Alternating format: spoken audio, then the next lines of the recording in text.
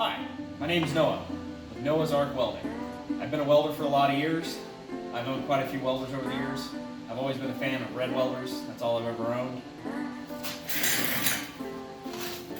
But when I decided to buy a TIG welder, I decided that again I was going to go with a red welder. I just bought this welder and now I'm going to do a review on it.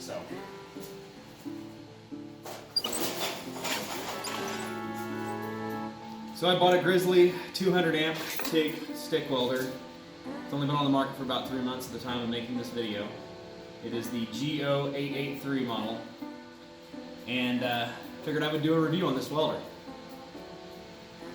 So I bet you're thinking, another YouTuber who doesn't show their face. Well folks, that's just not the case. I vouch to show my face at all times during this channel. My first complaint on this welder is that the manual you get with it, if you look at it closely, if you notice, the manual is only for a TIG only welder, but the welder I got has the stick option. This welder has everything the big welders have, with the exception of a pulse setting. It doesn't have pulse setting, but you can control your post flow gas, your downslope, your current, your AC balance. It's got 2T and 4T. You can turn the pedal on and off, so it'll either use the finger button or the pedal. It does have DC AC TIG, and then it's got, they call it MMA, but it's got stick or TIG welding capabilities. One of the things that really turned me onto this welder is it's a 220 welder, but it has an adapter where you can plug it straight into the wall, which is nice, which a lot of the TIG welders are having nowadays. But that was one benefit of going with this machine. Another thing that I find odd about this machine is it does come with pedal hookup, but to switch from pedal to trigger is the trigger uses one port, the pedal uses two separate ports with two separate wires, which I think is kind of odd. And that my one complaint is that I can't buy a different pedal. Best I can tell, Grizzly is the only one who does this kind of pedal, so if I don't like this pedal, I really can't upgrade. It also has the smaller twist locks, so I can't buy normal TIG stuff for it. But for the price, it's been a pretty good welder. Alrighty, let's try some aluminum.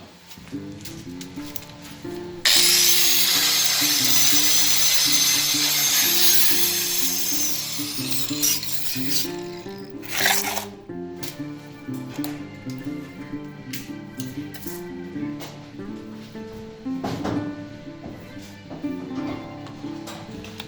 is an 1/8" aluminum filler rod and 1/8" plate.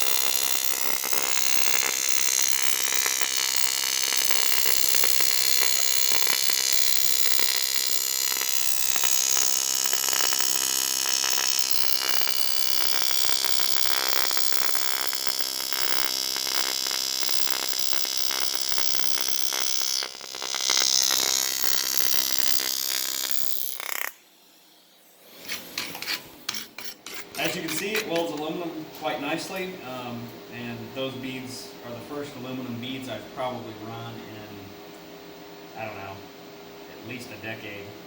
So I would say a lot of the inconsistency is I need to practice. But all in all, I'm very happy with its performance in welding aluminum. Let's try some steel.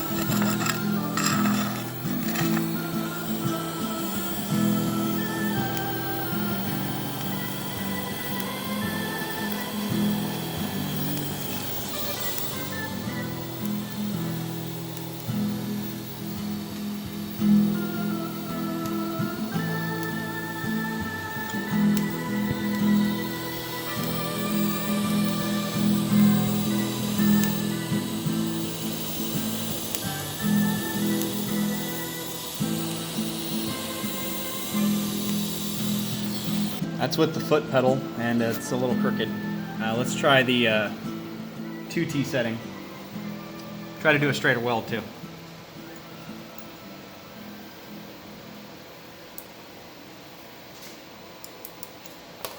Right.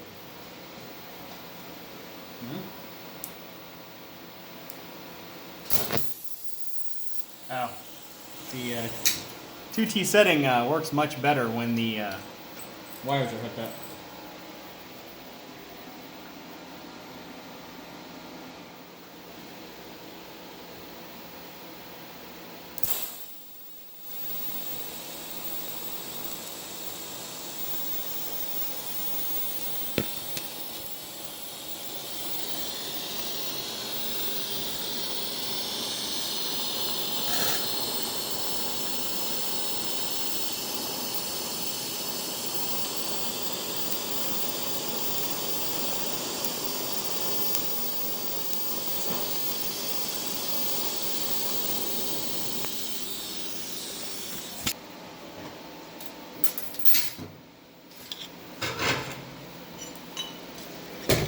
All right, let's try some corner joints.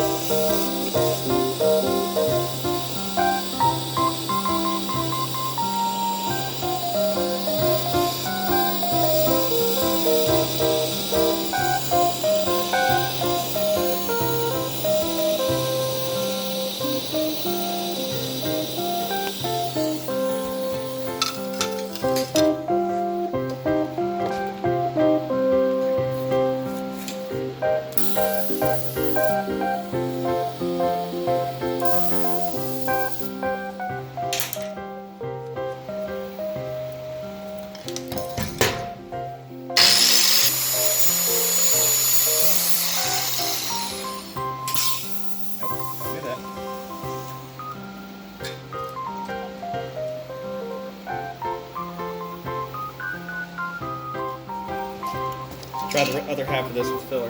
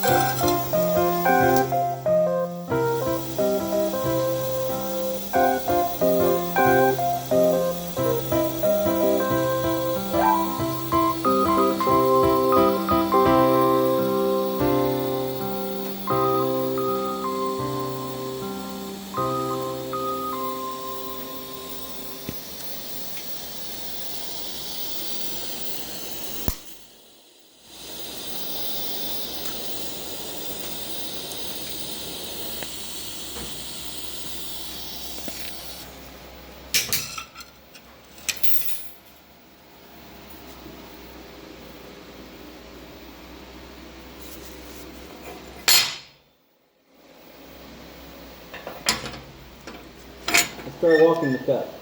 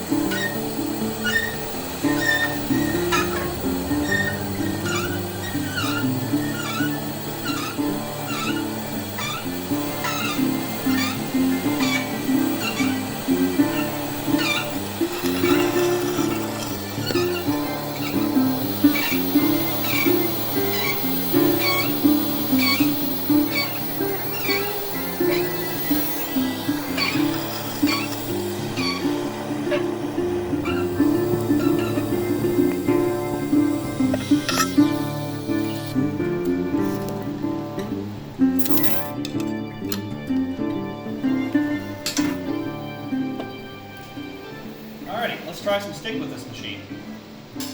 Now my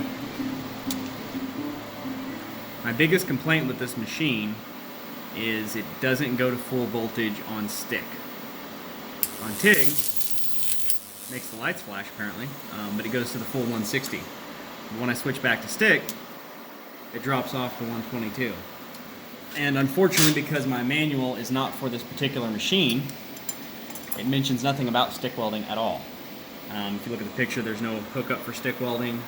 The accessories, if you look in the manual, the accessories it says it comes with: face shield, chipping hammer, argon flow meter, foot pedal, plug adapter for the 120. Which I bought mine as the stick welder feature, but it, like I said, the manual does not come with anything to do with stick welding. So I would assume, saying that it's a 200 amp AC/DC welder, that it should be able to push the full 200 amps for stick, but the most I've ever got out of is the 122.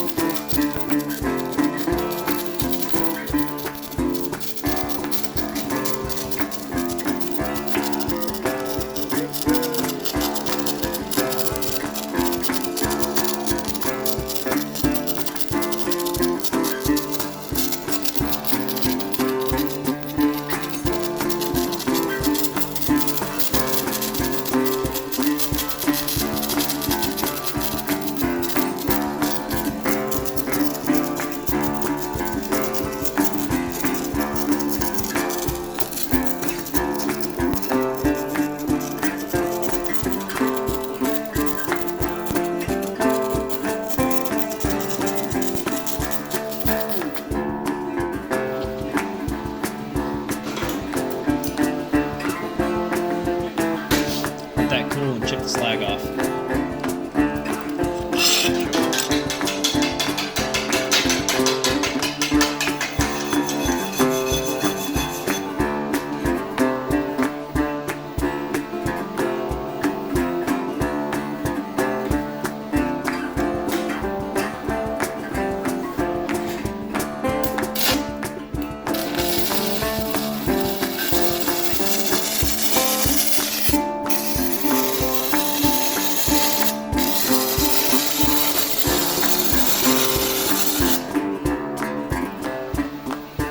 Seems to have a lot more power than the last time I used it. Let me turn the machine down actually. That's 77.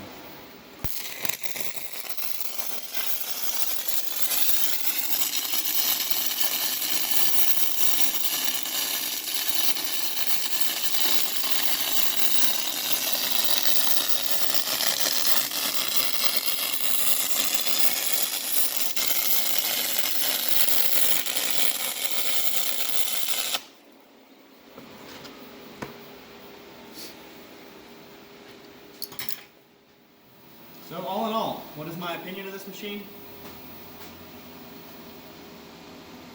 I still wish that the voltmeter would go higher, though it seems that at 121 instead of 119 there is a significant difference in its welding performance, because at 119, which is where it used to max out, so I don't know if it's still breaking in, but at 119 it would not handle 7018 rod. It did 6011 fine, but it wouldn't handle the 7018. Now it seems to handle the 7018 just fine.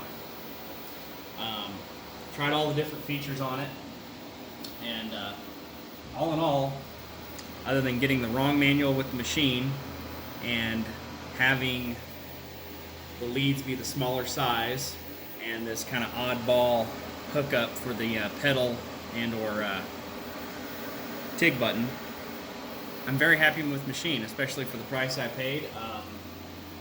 I'd give it an 8 out of 10, I think. So thanks for watching Noah's Ark Welding. I'll have another video out shortly.